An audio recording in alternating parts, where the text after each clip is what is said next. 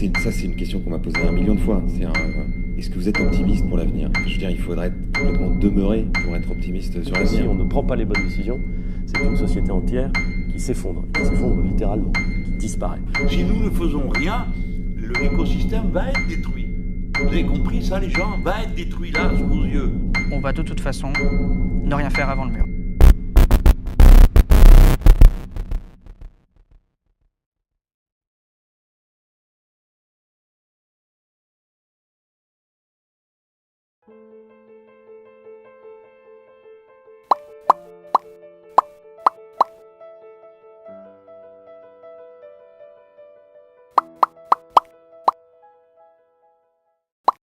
La crise actuelle majeure, le réchauffement climatique certainement, oui.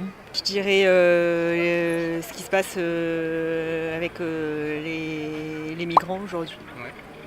Je pense que c'est l'accroissement des inégalités, puisqu'on voit qu'en termes au niveau du travail, il y a de plus en plus d'emplois précaires. Donc la précarité entraîne des problèmes de logement, surtout sur Paris quand on voit le montant des loyers, c'est quasiment impossible pour les jeunes ou même pour les personnes, même les seniors, de se trouver un logement quand ils le perdent. Quand on voit ce qu'on nous annonce, c'est pas forcément un bon signe, puisqu'il y a eu la baisse des allocations familiales, il y a eu tout un tas de baisses qui ne promet pas justement de réduire cette fracture entre on va dire ceux qui touchent le SMIC voire moins et puis ceux qui ont des moyens disproportionnés. Je pense que c'est la crise écologique dans le monde et que tout le monde s'en fout. Voilà, c'est le réchauffement climatique, les pics de pollution et l'environnement dans lequel on vit qui n'est pas forcément sain et que après c'est beaucoup plus large, ça passe aussi par l'agroalimentaire, ce qu'on mange, qu'on produit beaucoup trop, voilà, vers ce débat-là.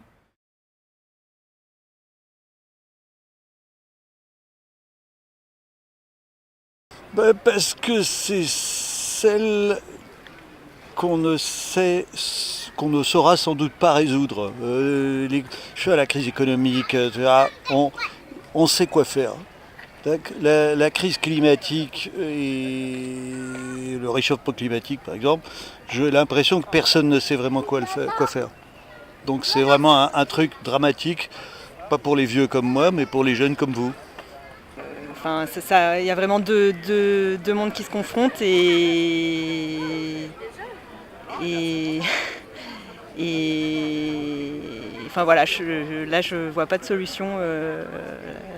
Il suffit de regarder autour de soi, dans la rue, dans le métro, on voit les personnes qui sont de plus en plus à faire la quête, on voit des jeunes qui n'ont pas de logement.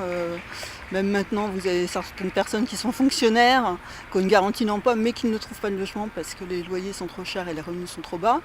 Il suffit de regarder autour de soi pour voir comment ça se passe. Parce que c'est ce qui nous affecte en premier, c'est ce qu'on mange, c'est ce qu'on respire, c'est la base de tout. Et après, ça conduit. Il y a plein de choses qui en découlent, les cancers, les maladies, tout ce qu'on développe. Voilà, c'est pour ça que j'ai cité.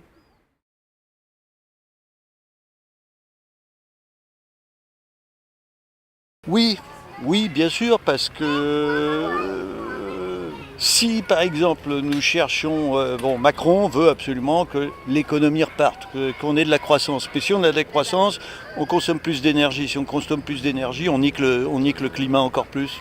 Donc bien entendu, tout est lié, malheureusement. Oui, je pense.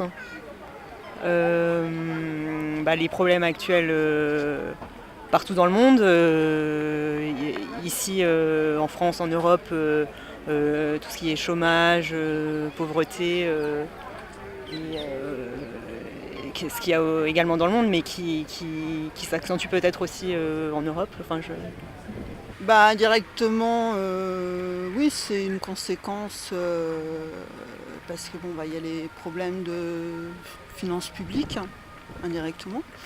Donc on va dire que on cherche des moyens de réduire par rapport à l'Europe, atteindre les 3%, il y a des contraintes budgétaires. Et les coupures qui sont faites, après c'est des choix politiques qui sont faites actuellement plus en faveur, on va dire, de certaines catégories. et moins, parce que par exemple on prend les allocations familiales, les allocations de logement, bon, réduire 5 €, c'est pas énorme, mais en attendant pour certaines personnes 5 € c'est beaucoup. Donc on fait des choix par rapport à une crise financière et c'est pas forcément les plus aisés qui sont les plus touchés. Je pense que ça interagit avec d'autres crises, mais après c'est au niveau mondialisation, quoi. Évidemment, il y a des enjeux de pouvoir, des enjeux économiques, et donc du coup, les choses ne sont pas faites. Et en fait, c'est pas tourné vers les gens, on s'occupe pas des gens, il y a le profit derrière, c'est ce qui compte, c'est ce qui est important, c'est ce qui compte. Donc évidemment, ça engendre des conflits d'intérêts, et donc du coup, rien n'est fait en faveur des gens, tout est fait en faveur du profit, des entreprises, des multinationales, et donc du coup, ça entache l'économie française, je sais pas, mondiale.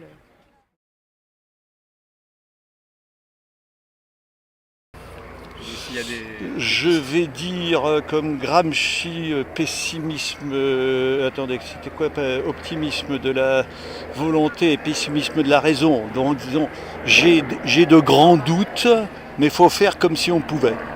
Résolu, alors à mon niveau, je ne sais pas vraiment comment, mais il y a sûrement des solutions.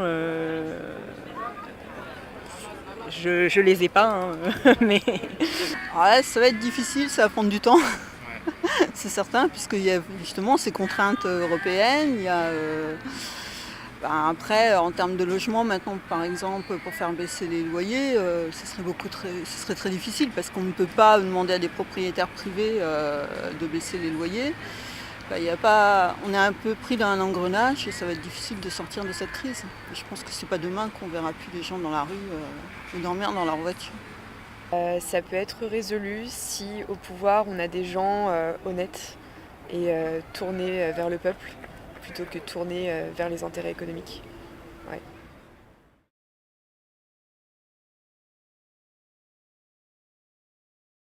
Sur qui peut-on compter ? Mais on pourrait compter sur les écolos si les écolos n'étaient pas des guignols. Voilà. Non, mais oui, Hulot, c'est pas mal parce que c'est à la fois il a des buts, il sait que ça va très mal. Et il a des buts et il se donne quand même un peu les moyens ce qui n'est pas le cas des écolos qui sont des gauchistes qui ne sont que des gauchistes déguisés en écolos, donc c'est pas des gens sérieux. J'espère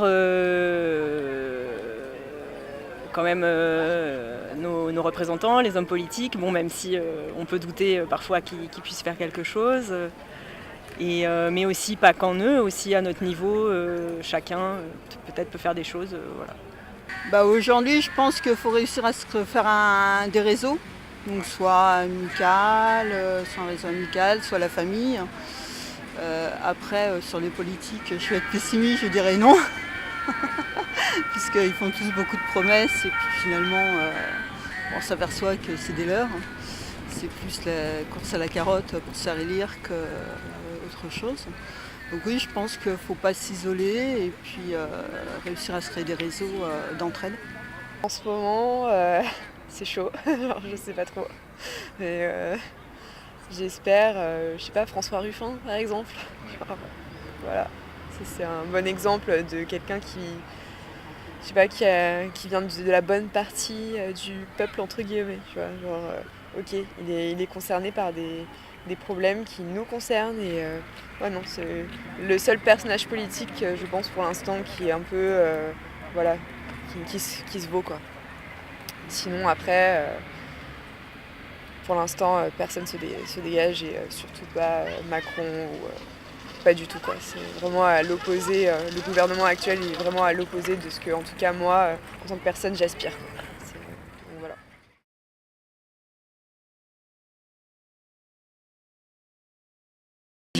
Disons que oui, peut-être, mais ça commence à être un peu tard, quoi. Je veux dire, là, on a des manifestations, ce que tout le monde voit, c'est quand on roule 200 km en voiture, il y a 20 ans, on avait des moustiques plein la vitre. Maintenant, il n'y en a plus.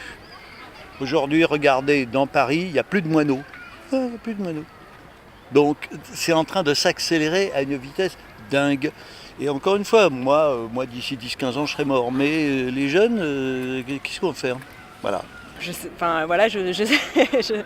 pas trop, mais peut-être espérer que dans 5 à 10 ans, il y ait une évolution, que les choses s'arrangent un peu et que ça puisse évoluer, se résoudre. Peut-être pas totalement, mais que ce soit moins violent, quoi.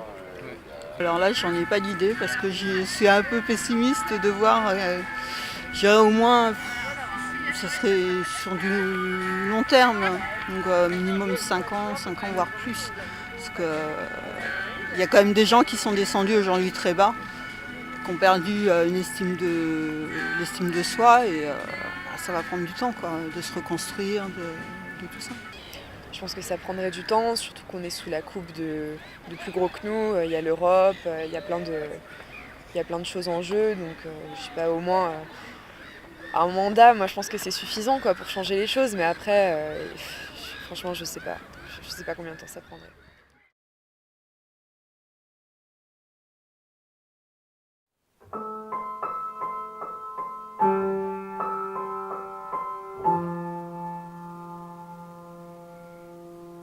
Tu vois, si on met une bouteille à la mer et qu'on la retrouve en 2050 ou en 2100, si jamais il y a quelqu'un qui la retrouve, c'est désolé les gars, on est parti trop vite, on n'a pas rangé, on n'a pas remis les choses en place.